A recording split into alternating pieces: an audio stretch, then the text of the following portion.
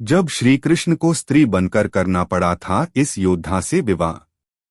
पांडवों से लेकर कौरवों तक महाभारत में ऐसे कई किरदार हैं जिनकी कहानी हैरान करती है। दिलचस्प यह है कि इस कहानी का हर किरदार एक दूसरे से किसी न किसी रूप से जुड़ा हुआ है। महाभारत के युद्ध में इन किरदारों की अहम भूमिका भी रही है। महाभारत में ऐसी ही एक कहानी है अर्जुन पुत्र इरावन की, जिसने अपने पिता को विजय करवाने के लिए खुद की बलि दी थी। यही नहीं, श्री कृष्ण को स्त्री बनकर करना पड़ा था इस योद्धा से विवाह, जिसके पीछे एक बेहद रोचक कथा है। अर्जुन पुत्र इरावन। इरावन महाभारत का बहुचर्चित तो नहीं, किंतु एक मुख्य पात्र है। इरावन महारथी अर्जुन का पुत्र था, जो एक नागकन्या से उत्पन्न हुआ था।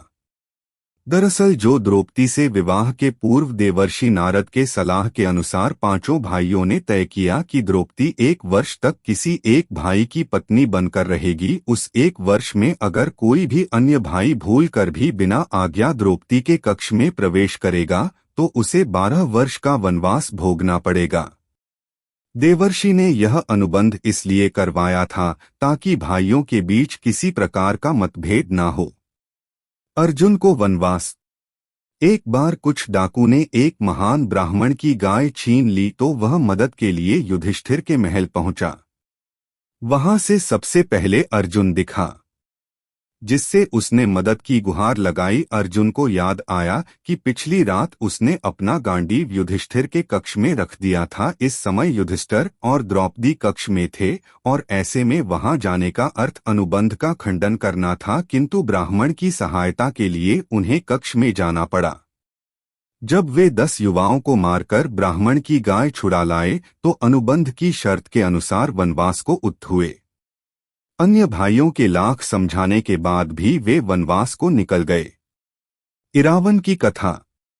भीष्म पर्व के 91वें अध्याय के अनुसार 8वें दिन जब सुबलपुत्र शकुनी और कृतवर्मा ने पांडवों की सेना पर आक्रमण किया, तब उनके सुंदर घोड़े और बहुत बड़ी सेना द्वारा सब ओर से गिरे हुए शत्रु को संताप देने वाले अर्जुन के महाबलवान पुत्र इरावन ने रणभूमि में कौरवों की सेना पर आक्रमण कर दिया। इरावन द्वारा किए गए इस अत्यंत भयानक युद्ध में कौरवों की घुड़सवार सेना नष्ट हो गई। तब शकुनी के पुत्रों ने इरावन को चारों ओर से घेर लिया। इरावन ने अकेले ही लंबे समय तक इन छहों से वीरतापूर्वक युद्ध कर उन सब का वध कर डाला। यह देख दुर्योधन भयभीत हो उठा और वहां भागा हुआ राक्षस अलम्बुश के पास गया, जो पूर्व काल में किए गए बकासुर वध के कारण भीम का शत्रु बन बैठा था। ऐसे में इरावन से युद्ध करने को तैयार हो गया। इरावन का विवाह।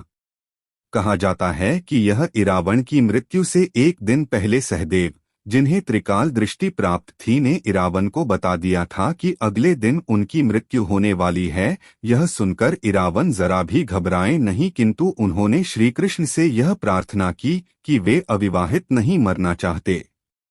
अब इतनी जल्दी इरावन के लिए कन्या का प्रबंध कहाँ से होता, इस कारण श्री कृष्ण ने वहां युद्ध में उपस्थित राजाओं से उनकी कन्या का विवाह इरावन से करने को कहा, किंतु यह जानते हुए कि इरावन अगले दिन मरने वाला है, कौन राजा उसे अपनी कन्या देता।